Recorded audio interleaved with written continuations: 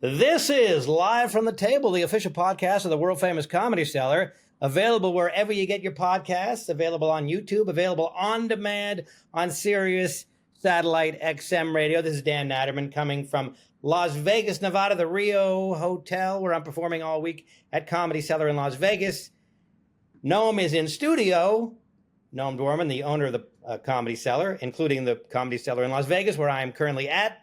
Perry Al joins us also from the studio, Perry Al Aschenbrand, and also joining via the miracle of Riverside teleconferencing, Eli Lake, host of a fantastic new podcast called Breaking History. It's a history podcast from the Free Press. He's a veteran journalist with expertise in foreign affairs and national security, and has reported for the Bloomberg, the Daily Beast, and Newsweek, among other publications. Welcome, Eli, coming to us from Washington, D.C., where I guess you're down there for the inauguration and all that. But anyway, so we are all here together via the miracle of teleconferencing. And Noam, take it away from there. So welcome, Eli. Thanks so much for having me. Of course, congratulate you on getting this podcast. Your baby is born. I have some knowledge of the amount of emotional turmoil this caused you, and how much you love this, and how much you want this, and how it was darkest before the dawn. And so this is a new podcast about history, right? And give us the concept. Go ahead. The concept is that each episode we look at something that happened in the past, an episode of, the life of somebody, perhaps a movement, and we show how it applies or maybe helps explain something that's going on. So the debut episode came out today with Breaking History, and it looks at Trump's inauguration. A lot of people, I think, are correctly saying it's a real populist moment, which is a rebuke of our elites. And I look at the first populist president and the only other populist president, who is Andrew Jackson, our seventh president, I should say, sorry. And so it's, I think, a great episode. The story of Andrew Jackson recently is like, you can really, he was merciless when it came to the native tribes of America, the Seminole and the Creek. And he was a slaver. There's no doubt about it. So there's a lot of the recent view of Jackson would be, he certainly doesn't measure up to our moral standards, but he led a really interesting life. And there's a lot of similarities to his political campaign in 1828 and Trump's 2024 campaign. I mean, to start off the bat, Andrew Jackson believed, and his supporters believed, that the 1824 election was stolen from him, just as Trump believed that the 2020 election was stolen from him. So those things really tell that story. It was involved Henry Clay or something, and he was a political favor was done, and Quincy Adams made him Secretary of State. Or something that's like right. That. What's that story? That story is the 1824 election had 4 candidates. They were all ostensibly from the same party, because it's an interesting thing, but the only competitive election Americans had, like serious competitive election, was 1800, which is the incumbent John Adams versus Thomas Jefferson.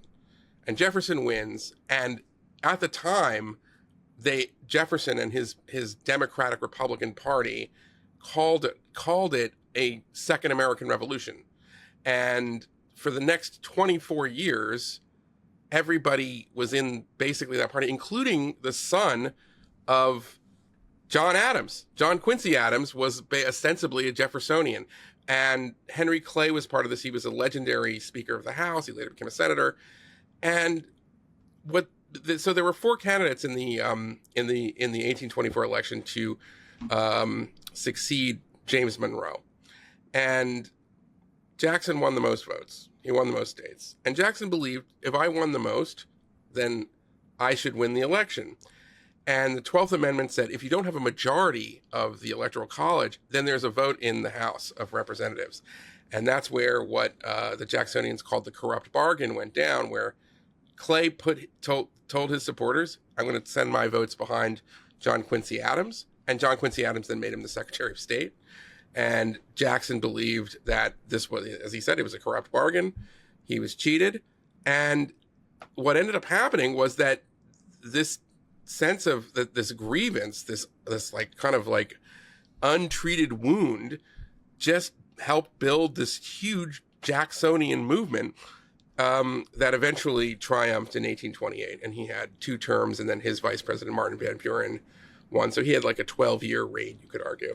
So we need J.D. Vance to win for the parallel to be complete. Well, I guess so. We'll see what happens. But as I don't want to give away too much, but at the end, populism back then kind of had its day, but eventually he destroyed Jefferson's party, and then they reformed as what's known as the Whigs.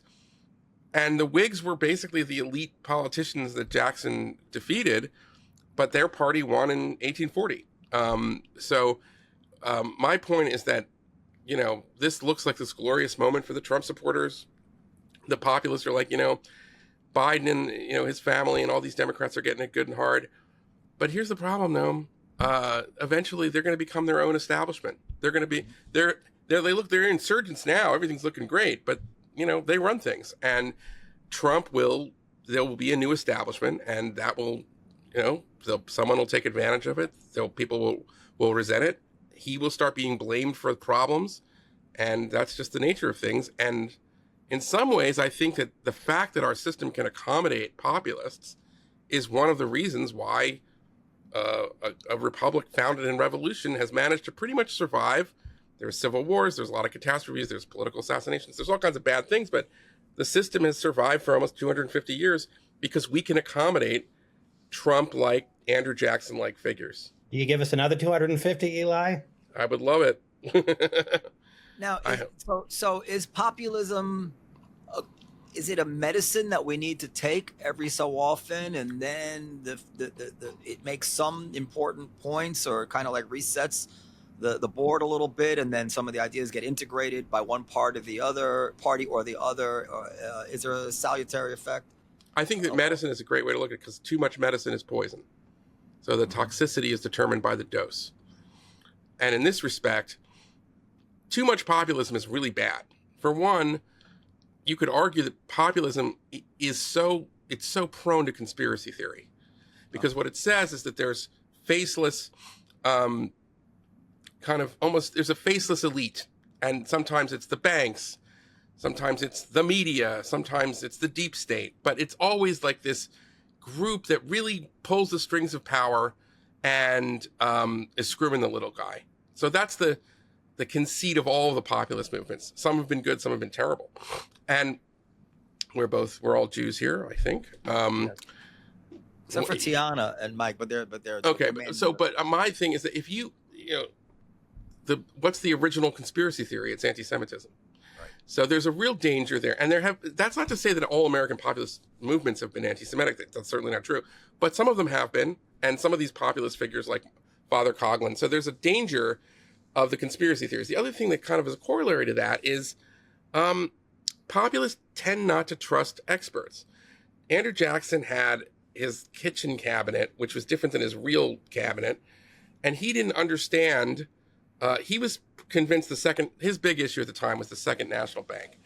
And he didn't understand that we needed something like a national bank in order to kind of be independent from the financial houses in Europe. So we were, a young republic at the time, so that we could finance things like the canals and the roads, and eventually the railroads that really made the new commerce, the new economy of our industrial economy of America possible. And so I look at that as sort of similar to like, Trump was I think, as you know, we've talked about this many times and I've written about it. Trump was right to be very skeptical of the FBI, but he was so skeptical of the FBI, he was so skeptical of the Justice Department that it allowed him to stupidly obstruct an investigation into his Mar-a-Lago papers. And for what? And that got him into trouble. That was the one case where I thought that was the strongest case, even though I was against that as well. So that's another problem, which is that you have to, in order to run a government of the size of the United States, especially in 2025, you need to rely on experts because you couldn't possibly know everything that you need to know. So this is a tendency. But the good side of populism is that it's like inevitably, any government bureaucracy or any kind of institution will eventually kind of become corrupted and no longer be able to see whether it's serving the people. I think, like, for example, we just saw, I don't know, we can talk about this, just happened, a remarkable set of executive orders on DEI and affirmative action that no longer can you, for federal, if you get federal money for any kind of contract, whether you're a university or whatever, you cannot make somebody's race or gender or whatever. That cannot be the standard. You have to hire on merit. I think you and I are both very supportive of that. But if you go back and you say, well, originally these programs, which started after the Civil Rights Act, the Voting Rights Act, they probably were necessary. You could argue for a period of time as the country was coming out of this period when black people were second-class citizens.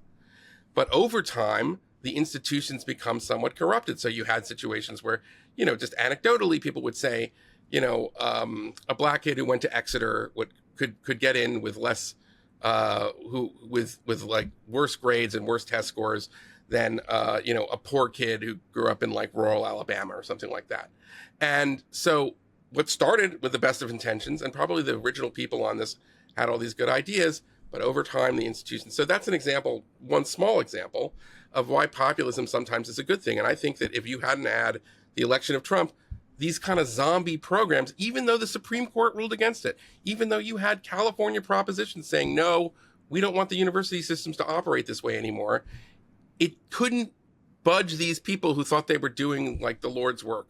So you have now a populist in, and that you now have an opportunity to change these things. I think it's in a good direction, but that's the good thing about populism, is that sometimes it's just a sort of way to tell the people who are running things, you got to do better. You have to, you got to connect with, what the people are saying at this point. And that is a kind of an important, and it's also, I would say the other thing is this, it's an escape valve.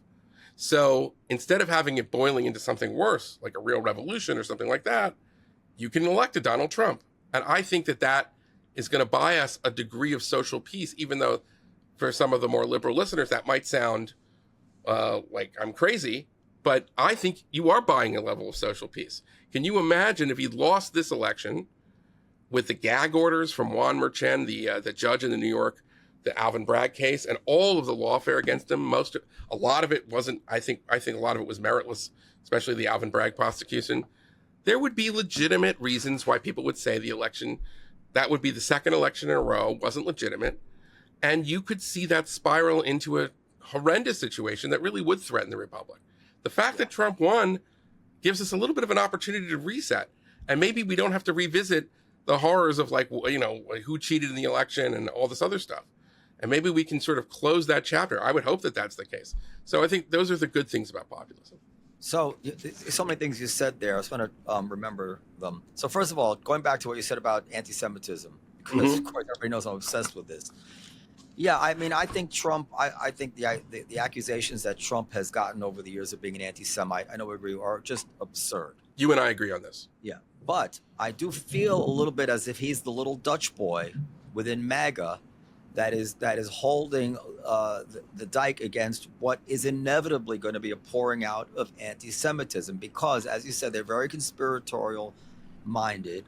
Conspiracy theories, once you can believe anything can be true, I've said this to you probably, the brain becomes permeable to anything. It's like the blood-brain barrier. So you have these people whose minds, including Trump in a way, are just permeable to the notion that anything can be and probably is true. And yes, and the classic, there's nobody who can be a conspiracy theorist who can reject anti-Semitism as being too far-fetched. It's the classic Can I push back? The exception of that rule would be a Jewish conspiracy theorist. Like Brett Weinstein. There's like one. Is the exception that proves the rule. Do you want to say something, Eli? Well, I want to push back a little bit. Yeah, go ahead. I'm going to push back in two ways. Go ahead. The first way is that the tip of the spear right now of anti-Semitism is the thin veneer, is it's anti-Zionism or anti-Israelism on campus. I think we would agree with that. And that stuff, they just showed a video from Columbia where they broke into the classroom and they handed out some ridiculous flyer and, read a statement when they're all like wearing keffiyehs and sunglasses and something like, look ridiculous. to me, that codes as the wokeness, which was just rebuked. So culturally, that kind of nonsense, it might as well have been disrupting the Brett Kavanaugh hearings or the George Floyd riots. It was that kind of stuff I think was just broken. It was broken by a movement led by Donald Trump. So that's my point one, is that it doesn't, now I'm also acknowledging, and you have done yeoman's work on addressing the conspiracy theory anti-Semitism that is coming from the pro-Trump side, the Candace Owenses, and we know the others. Now, Rick Shields, Alex Jones, Tucker Carlson. Yep. And they're all standing, you know? Yes. Okay. So, and that is concerning. But on the other hand, their guy runs the government now. And we'll see what happens. He's going to release, he said he's going to release all the JFK files. I'm excited about that. But I hope we didn't do it. Yeah, I don't think, no. APAC did it. Okay. That's a new one, by the way. That's a new one. But what I was going to say here is that, at a certain point, it's like, if you're going to keep saying the deep state is this and the deep state is that and everything else, and that really the Israel lobby is pulling the strings from everything, at what point does that critique then basically say, so you think Trump's a sucker? So you think Trump's a tool? And if, and maybe some of them will go in that direction. But at that point, they will lose the access to the power, because one thing we know about Trump is that he grants access based on whether you've said something nice about him and whether you haven't said something mean about him. So I'm not saying there isn't cause to be concerned, because of course there's cause to be concerned, because even if that was the case, these people have millions of people who watch them online and all of that. So yes, we have to fight it. I think you have pioneered the right way to do it, which is to not appeal to the gatekeepers to keep them out, but to engage them for their fallacious arguments. And I salute that, and I think that's the right way to do it. However, as I said, these two factors, the progressive anti-Semitism that is, focused on Israel, and the part of the Trump, I just think that it's going to be very tough.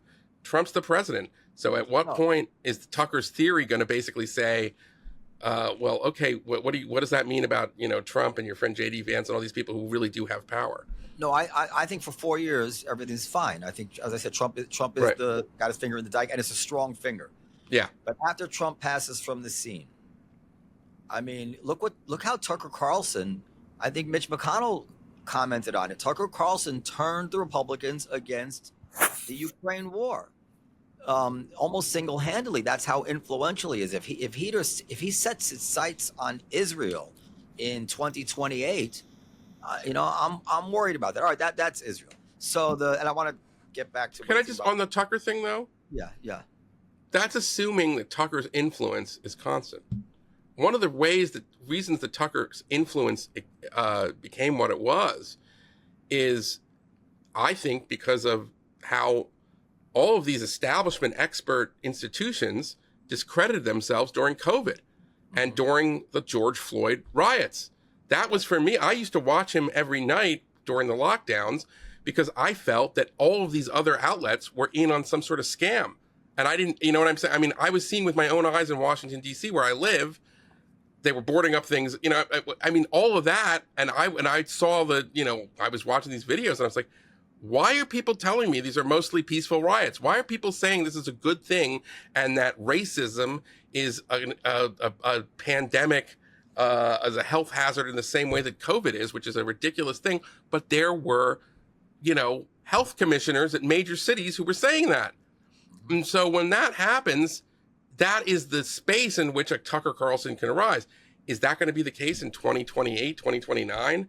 Are we still going to have that? I mean, I hope that we can, through all kinds of things with the Trump administration, begin to repair the trust deficit. And, I don't know, and Tucker's influence is not going to be what it is now. We'll see. We'll see. And as far as affirmative action, I think it's a very interesting point. One of the reasons I thought the first Trump administration was worth it, despite all the turmoil, was that he appointed Supreme Court justices who got rid of racial preferences in universities. So I don't know if affirmative action was ever the right thing to do, but it wasn't just that it overstayed its welcome. It's that it started out, the country was 88% white and 12% black, and the country owed an absolute debt to this 12% of the population, who, in my opinion, are the only segment of the American population who has a right to always feel ambivalent about America. I accept it from them. But then they expand this mission creep. They expanded it to slicing and dicing every single ethnic group and sexual preference, and Asians who have nothing to do with this. We can't have too many of them at Harvard somehow, because we're trying to service our debt to former descendants of slaves. It just became it had nothing to do with what it was initially designed to do. If they had just kept it as, listen, we're going to set aside 12% of our slots at Harvard for black people, we'd say, that doesn't really seem fair, but all right, we owe black people something. We can live with that. And then the rest of you, 88%, whether you're Indian, Asian, Jewish, we're going to treat you all the same. I feel like, all right, I get it. It may not be right in principle, but I can certainly live with that. If it helps, it helps. But that's not what they did. They took Asians and it made it almost impossible for them to be treated just like regular Americans. And of course, it's juxtaposed to on immigration, where they're like, no, we should take people from anywhere. How dare you even begin to discriminate between what country people come from or what qualifications they come from. But as soon as they get here, it's very important we know where they're from and treat them accordingly. So it became indefensible even within the theory that it was initially promulgated. You agree with that, right? Yeah, I think what you're also describing is the nature of all government programs. They start off with a distinct, this is the mission, and usually there's probably a good reason for it. And they always mission creep. And they can never say, mission accomplished. They always have to have a reason to exist. This was the great insight of F.A. Hayek in Road to Serfdom, and I think it's totally true. And by the way, we can say it. It's not, listen, we don't have to pick on the affirmative action. You could say the same thing about the Justice Department. You could say the same thing about, the military. I'm for a strong defense. That doesn't mean that I don't recognize that over time, any bureaucracy, this happens. Anytime, and it starts with a good reason, but then over time, it creeps out and expands and expands. Think about the online censorship from the social media companies. We would have probably agreed at one point, I think there should just be a label. If you know that this is from an account that's really run by a government, like Russia or something like that, that sounds fine to me. We want to just put a label on it. And by the end of Trump's first term, they were censoring the lab leak theory. You know what I'm saying? You couldn't say, if you tweeted men can't get pregnant, they would give you a warning and then they delete your account. So we went from a sensible thing, there's a lot of bad foreign actors trying to influence us, and maybe we should have more transparency and you should label them, to a censorship regime. I just think it always happens that way. And that's why you need sometimes to have a sock in the mouth, like a Trump election, to end the creep, to end all that. Can I jump from that and get everybody's take? Yours. I watched Trump's inaugural address. Yeah. And I did not like it at all. Huh. I didn't like the vibe, but there was, I'm always surprised to hear myself say things like this. But when he said, from now on, there are only 2 genders in the United States of America. And I said to myself, well, yeah, of course, I lean in that direction. But I just had the very distinct feeling he was making his point in a way which was really designed to activate people's bigotry. So many of us by now have in our families or our friends' families or third degree separation for sure, people who are dealing with this very, very difficult issue of their kids who are experiencing whatever mental condition it is where they're struggling with their genders. And their children cutting off their breasts, cutting off their genitals. They're not faking it, right? When you when you cut off your own breasts, you are totally in the throes of some sort of condition. And I don't have resentment towards those people, nor do I have resentment for their struggle to try to have society treat them in a way that gives them opportunity and allows them to have fulfilling lives. Yes, they shouldn't be competing in sports like that. Yes, we have to worry about prison rapes. Yes, everything gets out of control. But I know very well that the people who were cheering, and I was in a hotel, a lot of people, that was the biggest applause line of all. It turned me off. I'm like, why couldn't you say something kind about these people? At the same time, you're explaining to the country that we can't accommodate it quite to the extent that we have been, but we have no ill feelings toward them. And just to say one more thing, the rabbi who spoke, he spoke about the hostages, and let's keep the hostages in our heart. And I thought to myself, yes, of course, but couldn't you have said, and let's we're fighting this brutal organization Hamas, and let's say a prayer for the Israeli hostages. And by the way, all the people who are the subject of their brutality, including even the Palestinian babies, who are also hostages of Hamas.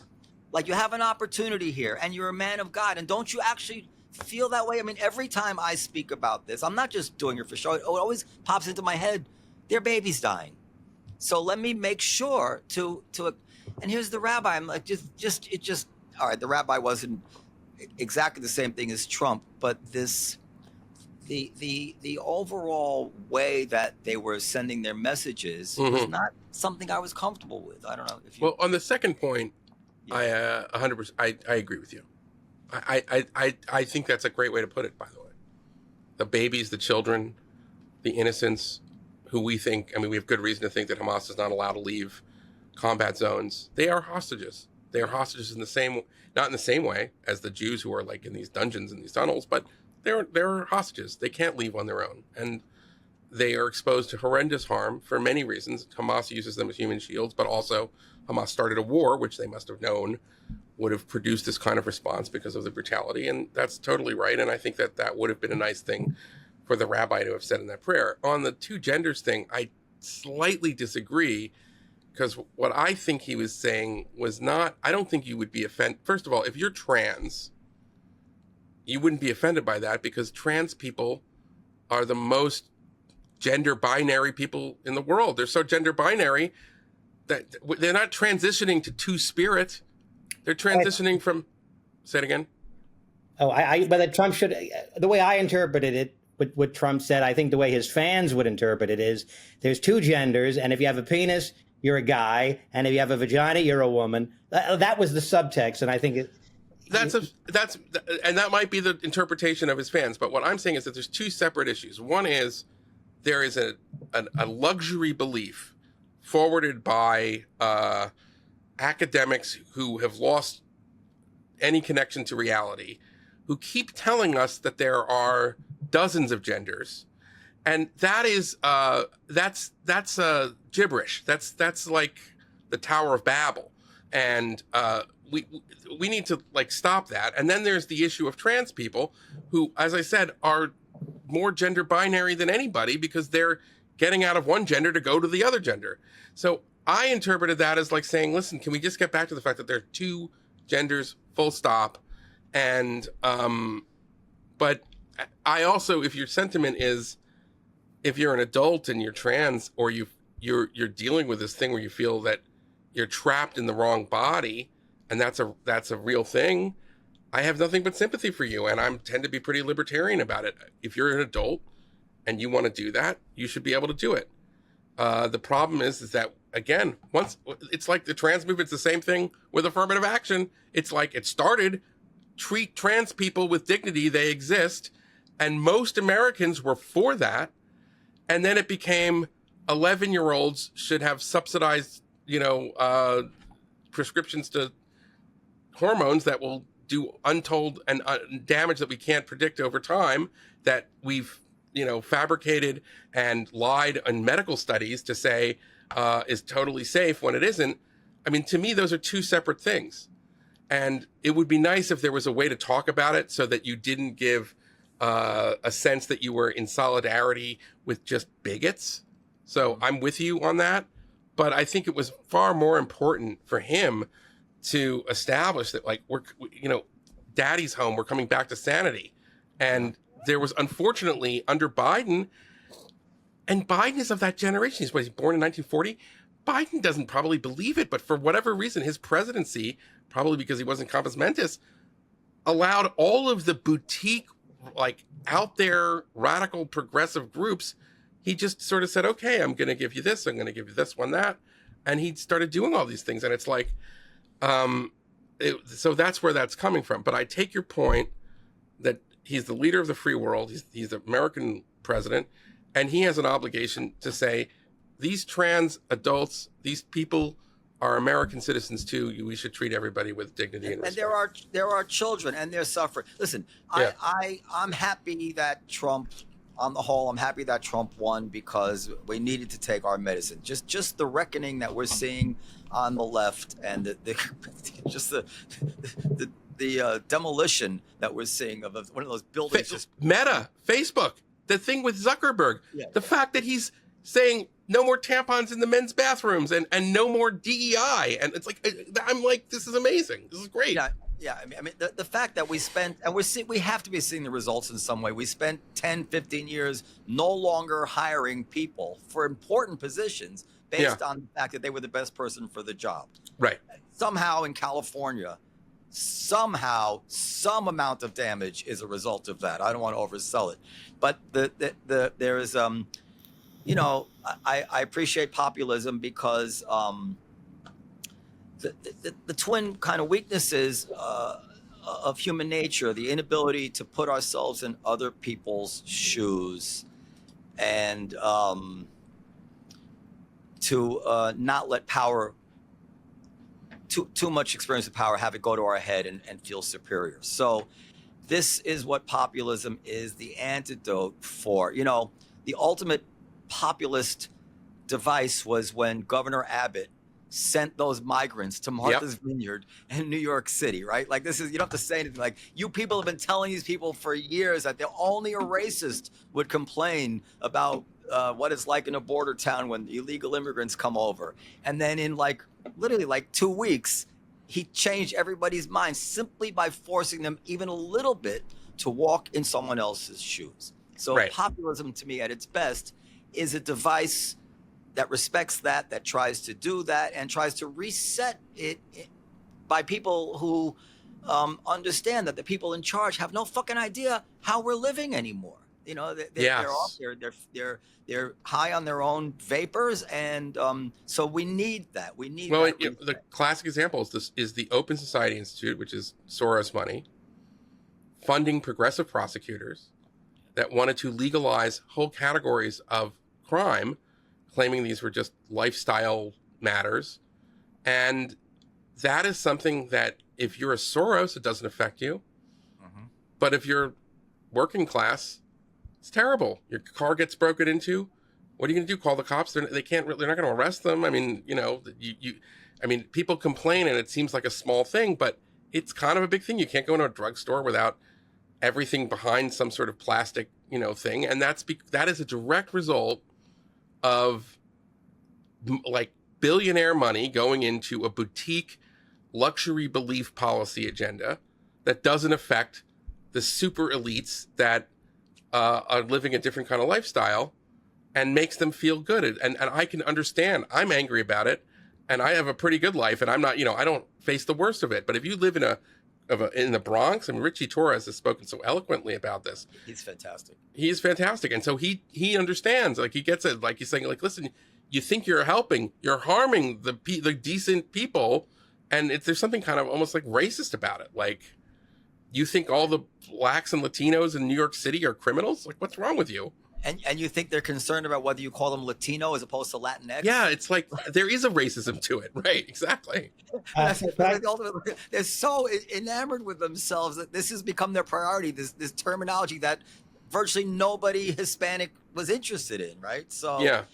I have a question about the inauguration, if I may. Sure. The benedictions, the clergymen.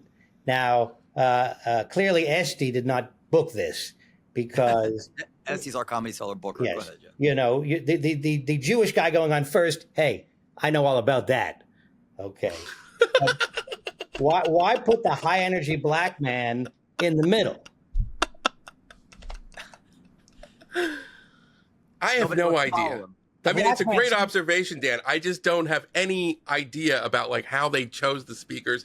I was traveling back from my mother's 80th birthday with our 3.5-year-old on an Amtrak, and you know, like, you know how when you're a toddler and you're on a train, it's like Wonderland. You know what I mean? Like, I think she took like all of the safety manuals from that they put it. You know, anyway, like I was focused on that. And I was trying to focus on the speech because we ended up getting his inaugural address, some of it in the debut episode. So I wanted to make sure that we had that right. And I was, you know, like I had to file a big story on Joe. I mean, the pardons that Biden did on his way out the door, pardoning the rest of his family, and those I mean, creating a new kind of a pardon, a preemptive pardon. I thought it was such an extraordinary norm violation from the guy who was marketed as the defender of democratic and constitutional norms. I really do think that his legacy is finished, and you know, I wouldn't be surprised if future historian surveys will rank him as you know, one of the worst presidents in our republic's history. You know, and then we should talk. I'll talk about that, and then we should also talk about Trump's, I think, reprehensible pardon of we should. The people who were violent against cops. Yeah, but you know, I can see the Biden pardons from two angles. One angle is there's real crimes there. Hunter has been pardoned and now can't take the fifth any longer. So this is an opportunity to force him to sing, and you know, he can still perjure himself. You can't pardon him from that. So they have to pardon everybody who might be implicated in that crime in order to cover up the crime. That would be disgusting. But there is another argument that I can't dismiss, is that, look, we haven't done anything here, but Trump is an animal, and he can ruin lives simply in the process of prosecuting people, in the process of investigating and his innuendo and tweeting about them. And I don't want that for my family.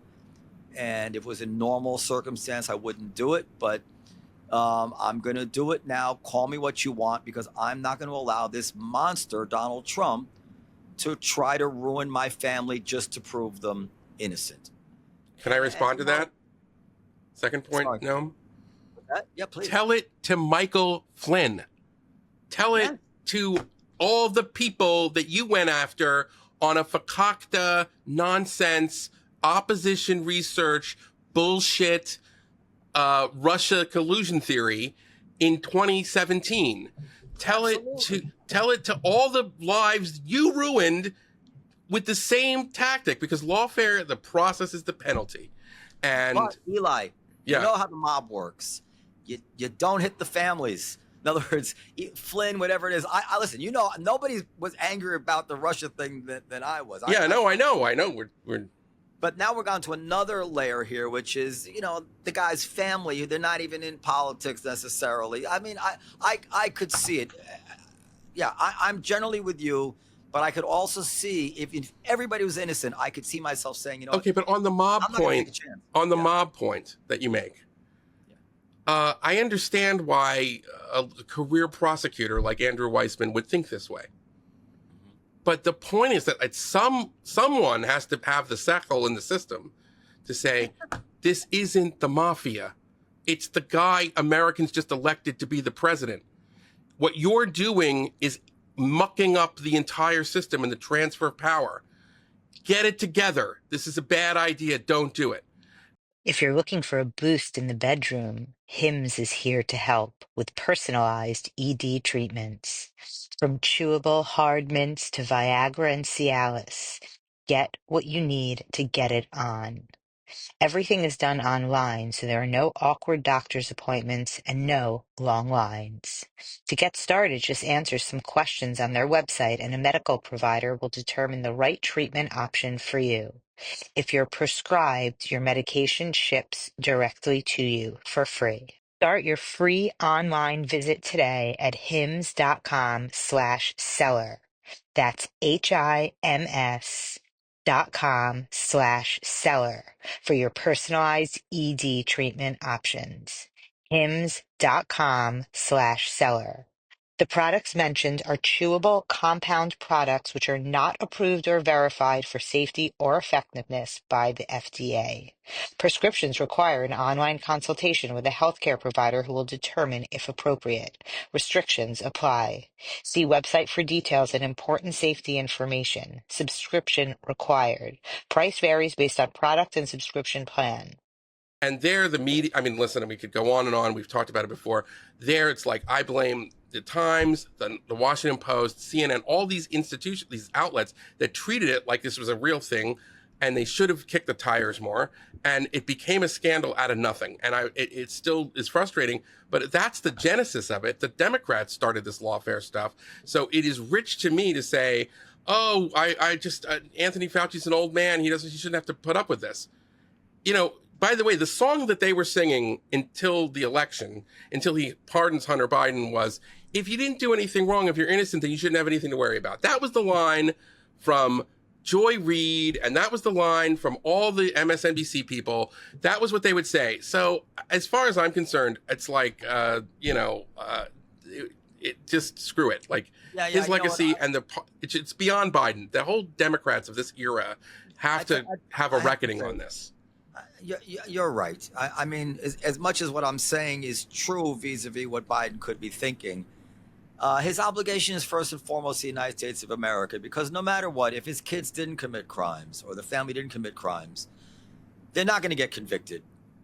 You know, they might go through a rigmarole. They might have to have a legal defense fund, whatever it is. But you are setting precedent for future presidents, and you shouldn't have done and it.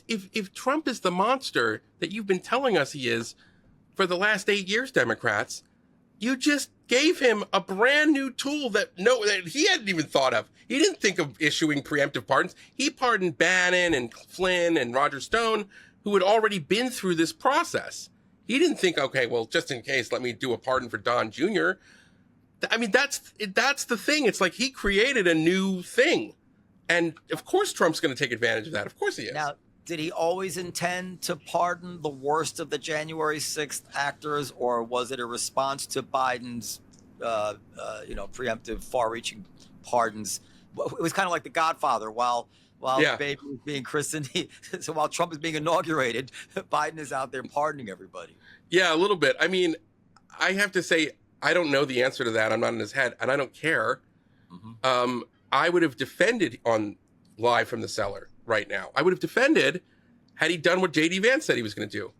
Pardon the nonviolent ones. And I would even agree they were overcharged. I would even go further. There was a clear disparate. There were two tiers of justice, because there were lots of people who did terrible and violent things in the summer of 2020 that weren't prosecuted. And there were other people who did relatively minor things that were prosecuted with, like, disrupting a public official Not function or something. Kamala was championing them. Right. Well, there was that too. Right. But I'm saying that the January 6ers, there were a lot of people who just, all they did was, like, they showed up and they're kind of in the wrong place, the wrong time. And they weren't the ones. But once you add the beasts that start attacking cops with, like, what was it, the flagpole and things like that. Well, the message, first of all, how is that different than the leftists who are letting, like, people who commit assaults on the subways, in a revolving door? That it's the same kind of thing. The cops tend to be, I think, pro-Trump. I would imagine this would be a smack in the face for them. And it's awful. It was a terrible thing the way he did it.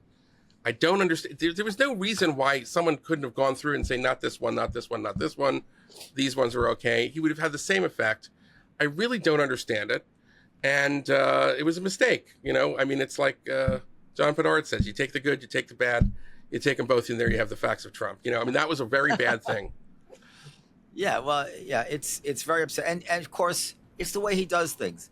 If I were him and I felt I wanted to do this, I would have, my team issue a document, each name, the fact pattern, why we think this is deserving of a pardon, I would explain myself because I'm the fucking president of the United States and I understand that I'm supposed to behave in a certain way. And I would make the case. Instead, it's like, essentially, they were on my side. I don't care what they did. I'm pardoning them. That's what it is. And then they want people like me. And I speak for a lot of people who are, I want to support Trump because I so much hate the left, and I support a certain common sense. I support many, many things he stands for. Here, I'm sitting on a property. I've been waiting for 2 years now to try to drive the first nail into a building. Is sclerotic? Is that the word? I imagine my experience by basically every property in the United States of America. There's all this pent up prosperity that can really be, to some extent, unleashed by, I keep saying we built the Empire State Building in 13 months. I've had a 1-story building for 20 months. I can't drive a nail. So I'm inclined to want to support somebody like Trump, but don't be an animal. It's so that's a great way to put it. Don't be an animal. But he is, though. I think that the things that you like about him are also the very traits that make him awful. This is what Norman Podhoretz wrote, whatever it was, 6-7 years ago. He didn't have to do it like this. But that's who he is. That's the whole thing. This is who he is. May I ask a question? Please. And then I want to talk about the music because... Oh, I can't wait. Go ahead. Can somebody break down this Elon Musk Nazi salute situation? He's a Nazi, Periel. Don't you get it? Go ahead, Eli. I first of all, I'm not an expert on the hand gestures. I can understand why, if all you saw was the video. My wife said he did a Nazi salute. Eli, can you freaking believe this? Are we going to be safe? He did do a Nazi salute. No, he didn't. No. Whether or not he was meaning to do an actual Nazi salute, not inside Elon Musk's head, I don't know. But if I saw Candace Owens do that, that's a Nazi salute, right?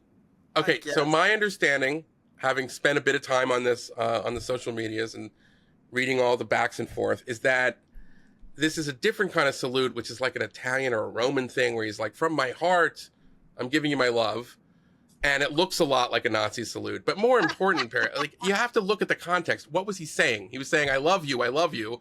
And this is somebody who I think has shown he constantly wears the button he wears that thing for the Israeli hostages. Agree. That's right. Okay, so I'm saying if I'm willing to give him the benefit of the doubt, I don't actually think that this was some sort of, that he was dog whistling to the neo-Nazi right, especially since there are neo-Nazis on Twitter that I've noticed have complained because they've been demonetized by, his platform. And I'm like, I just don't I'm willing to believe. The only reason I think people want to say it's a Nazi salute or really believe that there was some other explanation, because it doesn't make sense to me that he would do that. I agree. It doesn't make sense. I just want to clarify. Periel. Yeah. First of all, as I said today to someone else, if the Nazi Party is becoming adamantly pro free speech and anti-Semitism, I think we should hear them out. But do you know that, by the way, there was a great sketch on the old show, Mr. Show, with Bob Odenkirk and David Cross. Yeah. And they did this bit. It was called The New Klan. And it was just a black guy and a white guy. They take off the hood. It's a black guy and a white guy. And they're playing badminton and stuff. And it's the new Klan. And it's a similar kind of thing. It's if this is the neo-Nazis, they like the free speech, they really are against anti-Semitism, then yeah, you're right. Let's hear them out. So neither one of you think. So somebody texted me this story. Did you see that? Is it true that Elon Musk gave the Nazi salute? And I wrote back, I haven't seen this at all, but I can guarantee you it's not true. It's the kind of thing you don't even need to see. You don't need to know. It's absurd to think that this man is not only a Nazi sympathizer, but he's out there Heil Hitlering in public. It's so what has gotten into people that they can no longer distinguish between truth and fiction. He was saying, thank you from the bottom of my heart. It's just, to me, it's just not only is absurd, but what it says about the people who are defending it. I heard that even Bill Kristol was in on this. They've lost their minds. The ADL, to its credit, said this is not a Nazi salute. Yeah. So did our friend. That's what I was just looking for. So did our friend Eyal Jacobi, who was. Yeah, that guy's great. What did the ADL what was their rationale for arriving at that conclusion? I don't know. It was a tweet from the head of it, and he said, "What did he say?" He said something like, "I can tell you this is not like I know all about the Nazis, and this isn't a Nazi thing," or something like that. And then AOC called him out. And then people got on AOC. It was like, "Oh, really? You're worried about the Nazis? Have you looked at what's going on at Columbia University? Yeah, you know what I mean? Those are the Nazis." And then like, it's like, all right, you know. It's 100% an attempt to make Elon Musk into what they claim he is. So if AOC said, "I want to thank you all from the bottom of my heart," not a single person would say she gave a Nazi salute, right? It's only they're backfilling in some way. These are the same people who said from the river to the sea, and the Intifada just means we want to live in with our neighbors, the Jews. It's like they gaslight us on both sides of this. The Nazis are very up in arms about the fact that Elon Musk might be a Nazi. Yeah. I mean, that's not fair to call them Nazis, but you know what I'm saying. The people who actually have views which the Nazis would not find offensive, at least when it comes to Israel, are the ones who claim to be so upset. I mean, I know Nazism stands for other things besides anti-Semitism. Yeah. But at this point, what does it mean besides anti-Semitism? Like, it means that you appreciate the engineering that went into the Autobahn. Right. Are we outraged at somebody might believe that the government should take a stronger, role in industry, or like what is it about what the Nazi is just now really a word used to anathematize your political opponent. All it is just like, oh, you want to get rid of the income tax? You're a Nazi. I mean, it's like everybody's a Nazi, it's and this is the problem.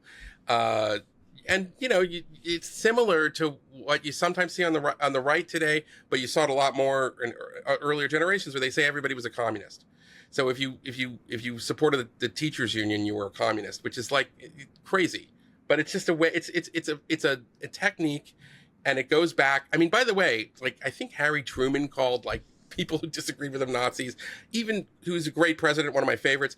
It's like Nazi it's similar to fascist. It just means I don't like you and what you say, and I'm gonna try to say that you're like the worst monsters of the 20th century.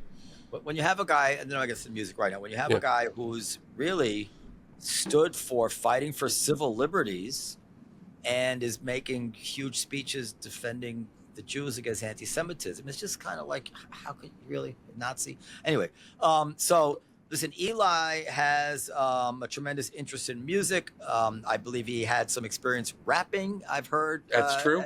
At one time. And he is a kind of a pioneer on AI music. Let me just say, first of all, Eli has a long history of doing his podcast. He had the Re-Education podcast. There's some fantastic episodes people should go back and listen to, particularly the one about Menachem Begin, which is interesting to anybody who's interested in history, and also for people who are even more Jewy. The one about Hanukkah is something I played. Oh, thank you so much. I love doing children.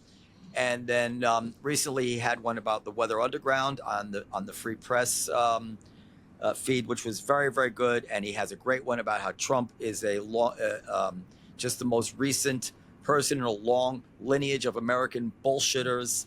And that's also very, very good. But he uses fantastic musical references. I know he spends time really looking for just the right song to make just the right point. He has a very, very encyclopedic knowledge of music. But by the way, Noam, you will love the needle drop at the end of this episode on populism. It's like, I think, one of my best needle drops. I got it. Okay. But on top of all that, he's also taken to AI music on this website, where he's just writing long lyrics and putting in the genre and this and that and tweaking it.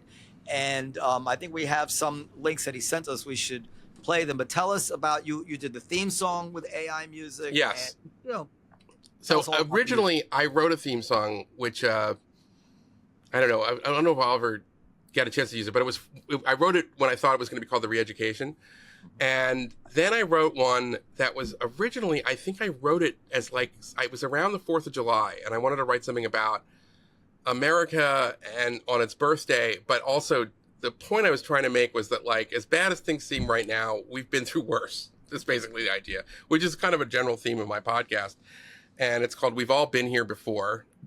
And it starts off with like the current, like, groceries are through the roof, Middle East on fire, Disney wants to trans your kids, that kind of thing. That's the first verse. But then, well, we should play it. Like, and then the chorus I think is pretty catchy. Although I will say, if I can reveal a private text we had with a few other friends, you said it sounded like the Love Boat, but I think it's a bop. So I think it's pretty catchy. But this is the words were written by you and the music was written by yeah, AI? I write the words and I also kind of tweak you sort of feed in like certain key words and how you want it to sound, and there's certain things you can do in parts of when you're writing out the lyrics about how you want it to sound or how to pronounce it, and there's all kinds of stuff. But I've looked at some of his lyrics, like he'll spell the word in a particular non-conventional way in order to elicit from the AI singer the right pronunciation or the right emphasis. He's really good at it. I wasn't going to bring that up, that I said it was like the Love Boat. I thought I've heard so many of your songs. I appreciate it. It's a little harder edge, a little bit more like the urban kind of thing, because you actually, it's out of character for the kind of music that you usually use. You have like this really awesome knowledge of R&B and hip hop and stuff like that, and this is kind of 90s sitcom-ish. It's a little sitcom. It's just like if Peter Cetera and David Foster were asked to write a sitcom, maybe. All right, fair enough. Which one do you want us to play? Play the theme song? That's since we're talking about it, why don't we play the one called We've All Been Here Before, Simply Led Mix. You got that, Tiana? Mr. DJ, hit it. Easy non-selector, come down, fat in the reggae style.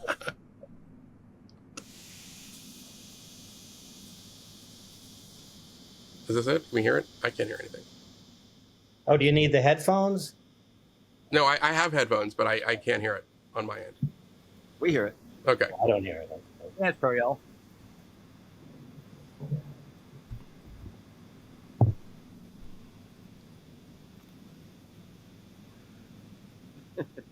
Look, maybe you could sing it because I can't hear it. I can tell you the lyrics. If you know our history, we've all been here before. America has been on the brink of going straight to hell. The Civil War and Watergate, the War of 1812. That's the quote. Do you think AI will really be able to write songs as good as a human songwriter at some point? Dan, I'm telling you, I wish you could hear it because you wouldn't believe your ears. Okay, sorry. All right, yeah. All right, what were you saying, Dan? I was saying, do you think that AI will be able to write songs as good as human songwriters at some point in the near future? Some of the stuff Eli's here, hold on. I'm going to find the email so I can. I wish there was a way that Dan and I could hear it. Yeah, I don't know why you can't hear it. That's should be able to. That was hilarious, Eli. That was really good. Thank you, Periel. Hold on, I'm trying to find it. I'm going to put my headphones to the mic. Oh, okay. That might be the way to do it. Let me see, because I have it here.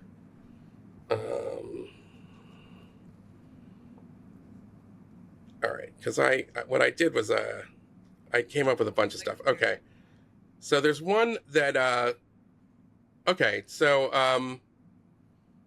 why don't we play the one that's called I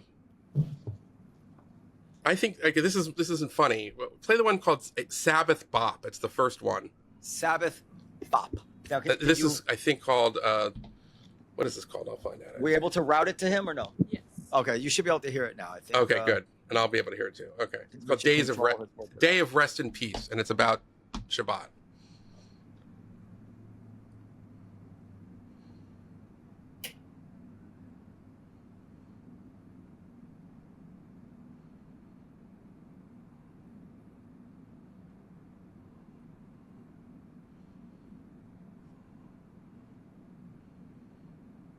You think that's AI? I can't hear it, by the way. But You think music is harder for AI to write than, say, a stand-up comedy?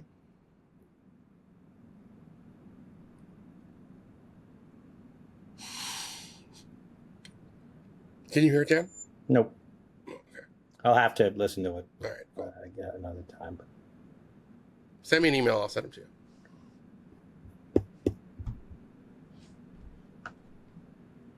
Do I have your email here?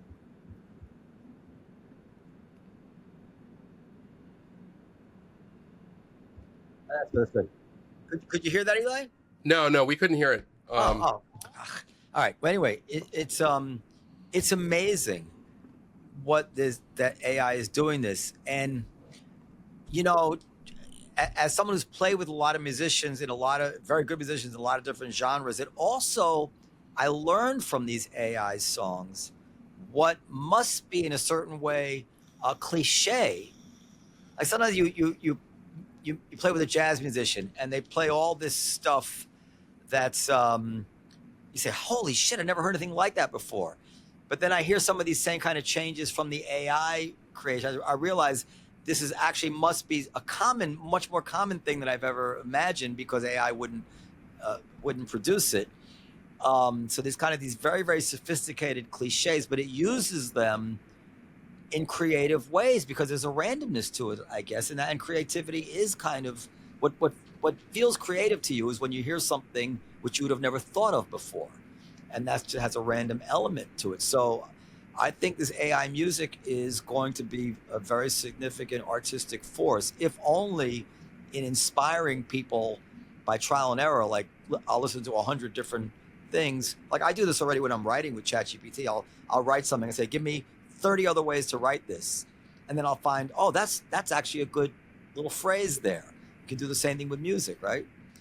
Well, I compare it like if there's a wonderful documentary that Spike Lee made, which is hard to find now, called I think it's called The Journey to Off the Wall, and it's about Michael Jackson's career up till Off the Wall, which is my favorite album by him. I love Thriller too, but Off the Wall is so great. And when they're talking about how they made Off the Wall, they point out that this is one of the last records that anybody recorded without any like drum machine or anything that, you know, kind of enters into music. Off the Wall was made in 1979. And one of Michael Jackson's brothers says you can hear it breathe. The little errors when they're performing it, they're slight, but it gives it this human quality. And I still believe that is you can't emulate that with AI or anything else. And I don't know that you ever could.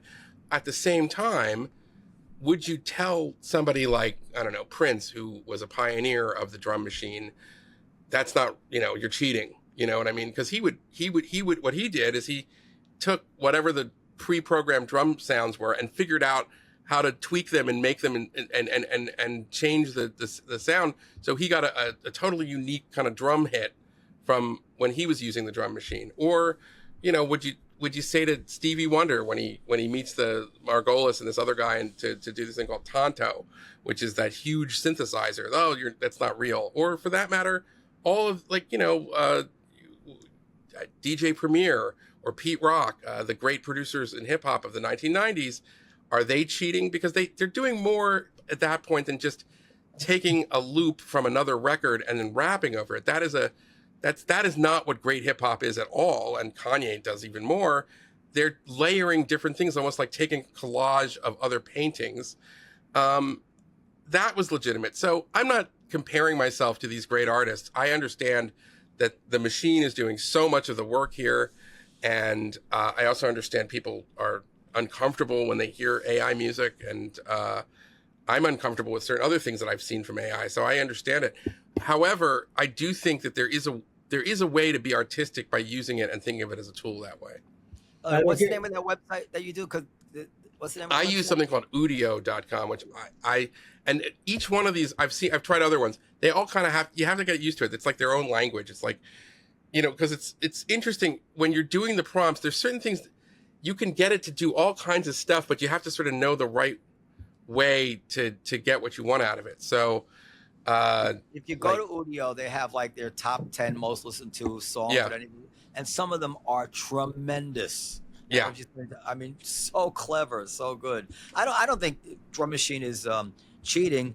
It's a color, and it was a particular sound that Prince certainly was capable of playing, or hiring the best drummers in the world. and playing like one himself. But I did always think, even at the time, that the album 1999 was a bit stiff. I never liked the drum machine as much as he liked it. And later on, in the Diamonds and Pearls era, he started using live drummers. And I think, although those weren't his best songs, that might have been his best sound. Can I make a recommendation on Prince? I always do this. Sure. I'm a huge Prince fan. There's something that he released in 1996. It was a bonus CD with a 3 CD set of outtakes called Crystal Ball. And this was just called The Truth. I don't know if you've ever heard it, but you can get it on the streaming services now. It's so brilliant, but what's so great about it is that it is simultaneously Prince with mainly just an acoustic guitar, and it's showing off his incredible ability. And by the way, not just as a soloist, we all know his great solo on Let's Go Crazy and everything like that. He's great.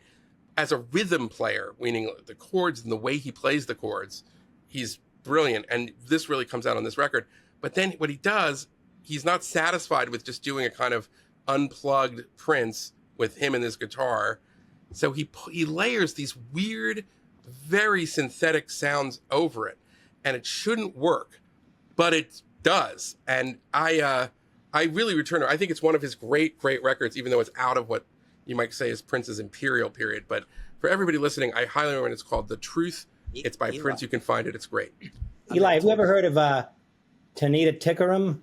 No, I haven't. Oh, I just bring her up because in my never-ending quest to find new music, because I get sick of music so easily, I stumbled on this woman who was like big in England in the 80s and early 90s that I had never heard of. Anyway, I thought so. I'll check it out. So I always like new music. Years ago, Prince used to come down to my nightclub, the Village Underground, sometimes like after parties or whatever. And he came down one night with Larry Graham. Oh, and a legend. He played at the club, and we had the whole place wired. So I was able to record the performance in multi-track. Each instrument was isolated. There's a little bit of this on YouTube. But anyway, so obviously I couldn't release it because it's Prince. But I went home and I was able to just solo Prince's rhythm guitar. Yeah. And I was just floored. I could not believe what I was hearing, how well he was playing, how accurate it was, how much feeling it had. The guy was a fucking genius. There is one YouTube clip online of Larry Graham from that night. Also, Larry Graham. But again, this was all live music. There was a guy named Dean James, whatever, who was the drummer that he loved, that used to play with our bands too. And none of that would have sounded the same with the drum machine. And Prince did that. But for drum machine had a certain commercial flair. And Stevie Wonder, my goodness, his last great album was before he used a drum machine, right? Like maybe Master Blast. I don't know how people are into Stevie Wonder, but he had a whole career after like Part-Time Lover. I mean, what's that? Part-Time Lovers on In a Squared Circle, I think. It's just stiff, and it's just, and I just call it. Anyway. Fair enough. The soundtrack he did for Jungle Fever is, I think, underrated. Oh, Jungle Fever is fantastic. Yes, agreed. Yeah. Okay. I like that. Eli, what's your email so I can, you can send me I'll ask you to send me. Is this going to be on the? Oh. Yes, it is. I'll send you his email. Yeah, okay. And Jungle Fever also has was that the birthday song? That wasn't on Jungle Fever. No, that was on Hotter Than July, but Jungle Fever has these 3 words, which I love. Yeah. Oh, that's very good. Is that these 3 words? Who's that? That's Stevie Wonder's. That's Stevie Wonder. Soundtrack to Spike Lee's film Jungle Fever, and it's a song called These 3 Words, and he uses it in the film. It's such a contrast. It's a beautiful song. These 3 words are "I love you," and he just says, why, it's a beautiful song. The melody's beautiful, and it's the scene in Jungle Fever that he plays that is when Danny Aiello, who I think is the father, beats up Marissa Tomei's character when he discovers that she's dating a black man. These 3 words, those lyrics appear in the song I Just Called to Say I Love You. They did. Well, I Just Called to Say I Love You is like one of the misses in even though it's a huge hit, I don't like that song. But I do like You Are the Sunshine of My Life. I think that's a beautiful song. But I Just Called to Say I Love You is a little blah. All right, we got to wrap it up. Okay. These 3 words, Eli. We love you. We love you. I love you guys. You're the best. These 3 words. And I used to be a huge Spike Lee fan. That was a disappointment to me when he couldn't keep it up. But when do you think he fell off? Basically, at school days. I loved She's Gotta Have It. I love. Do you think he fell off after his second movie? That was the third. No, She's Gotta Have It was the first one I saw. Right. Then Do the Right Thing is the third movie. School Days is the second movie. I thought the best one was Malcolm X. You're right. So he fell off after Do the Right. I didn't love Malcolm X. I mean, they were all okay. Mo Better Blues, Jungle Fever. They all had. Inside Man is great. Which one? Inside Man is great. Clockers is really good. I never saw you got to see Inside Man. It's with Denzel. It's really good. Yeah, I like Malcolm X. I saw Do the Right Thing. I didn't. Black Klansman is interesting. The one that he made about the veterans, Vietnam veterans going back to Vietnam is interesting. I think I'm still interested. I'm not. I agree that not everything is great. Get on the Bus was interesting, I thought. But I still am interested in what he has to say. So I'll watch a Spike Lee movie. I still think it's huge. I can't believe how your memory plays tricks on you. That's right. Do the Right Thing came after School Days. Oh, I know what I wanted to ask you, Noam. Yeah. Did you see Dave Chappelle's stand up for Saturday Night Live? What did you think of his set? Oh yeah, I saw it like 4 or 5 times because he was practicing it. He was. Oh man, I wish I could. Yeah, that's awesome. Yeah. It was killing in the room. Okay. I didn't actually see the SNL entire SNL. Well, at the end, he had an interesting little message about Palestine and Jimmy Carter. To Palestine. He's Palisades to Palestine, which is a good line. Yeah. But then he told a story about the courage of Jimmy Carter, who walked with no security in Gaza. I mean, I don't know. But you know what? I love Chappelle. I've never met him. I know you know him. I'm not going to put. I'm not bringing it up to put some sort of hex on him or something like that. I just, I'm not going to agree with everything. And I thought that wasn't even a joke. It was just like he was trying to make a point. And I remember thinking to myself, I'd like a rebuttal, Mr. Chappelle. Jimmy Carter also said that Hamas was interested in a 2-state solution, and all kinds of other things. But you heard his space Jew joke, I guess, and I thought the space Jew joke was funny, and I get it. I think it's okay. I'm not gonna. I'm not gonna say. I wrote a column after his Saturday Night Live thing where he did the stuff about Kanye, and there was a little bit of controversy over it. And I think I came up with he gets a shuttle pass. I didn't have a problem with that, and I don't think there's a problem with it. I think, first of all, I'm interested in whatever he says. He is one of the great geniuses, and I think that it's appropriate that he won the Mark Twain Award, because I put him in the category of like a Twain and a George Carlin, a Richard Pryor. He's important not just because he's funny and he makes us laugh. I think he's very important for the American English language, and so I respect him so much as an artist, and I recognize that I don't see eye to eye with him. I just did our mutual you're another friend of yours, Glenn Lowry's show, and we had a pretty serious exchange on Israel-Palestine stuff. But part of the point I was trying to make is that we can disagree on something like this, and I'm still grateful that intelligent people of good faith, even though we really disagree and I feel passionately about it, are thinking about it in a different way that benefits all of us. So I kind of put it in that category, and I don't think of him as I don't think of Chappelle really as a hater. I think I understand where he's coming from. I disagree with him, but I don't see it as like, oh, it's bad for the Jew. I don't look at it like that tribally. I think he's so important to America. How many people are haters? I mean, I think most people that take a pro-Palestine side believe in their heart that they're doing God's work, that this is a righteous cause, as misguided. I think the people who showed up at the Nova exhibit in New York, or the people who in Australia target synagogues, I think that they're crossing over the line into haters. I think that there people are a lot of haters. Yeah. That haven't burned down Jewish child daycare centers. Yeah. We've had some of them on this show, right? I mean, I think there's a whole slew of them. I think that there's having a good faith argument with an intelligent person who disagrees, and you go back and forth, and that's important. And then there are people who are haters. Yeah. I mean, I think, and maybe hate's not the right way but I think that there are certain people who I put in the kind of category of, they've sort of have crossed a line. I think that if, for example, there were the people who celebrated October 7th as this act of glorious resistance and said that Israel's responsible for the attack. I don't know how you would be able to, and I don't think, my point is, I don't think Dave Chappelle would ever say something like that. Maybe I'm wrong. You know him better than me. No, Dave Chappelle would never. He would never. So that's what I'm saying. Just because he makes the space Jews joke, and by the way, the space Jews joke is funny, even if I maybe disagree with elements of it or something like that. Well, but it's not everything is a political debate. It's like, okay, I see where you're coming from. I understand you have sympathy for this population, and you are seeing certain things, and we're going to maybe disagree on certain facts, but again, that none of that negates any of his genius as an artist and his importance to our culture, which I care so much about. So. When we reconvene at some point, we should talk about what Ari Shaffir said recently about. Oh yes, I did see that. But we have to wrap it up for today. By the way, Ari Shaffir says that as if he's like the arbiter of empirical truth, and he doesn't bring like any like statistics. Well, what did he say? He's like having this conversation with Harry Mandel, and by the way, he'd said it before in other contexts I'd seen. He said it to me too. Well, what did he say?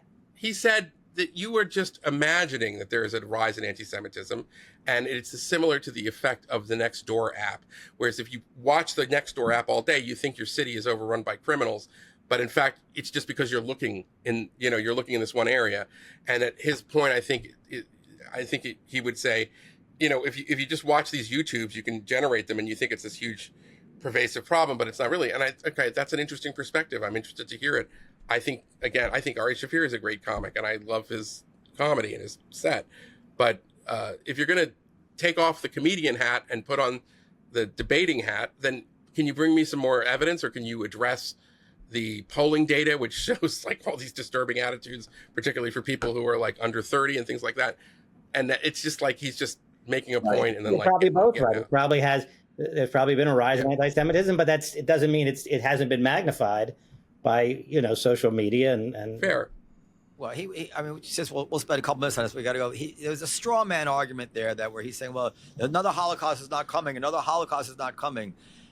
You're not going to see pogroms, as if that is the threat. Well, at least it's not the threat to me. I don't think we're seeing another Holocaust coming in the United States of America.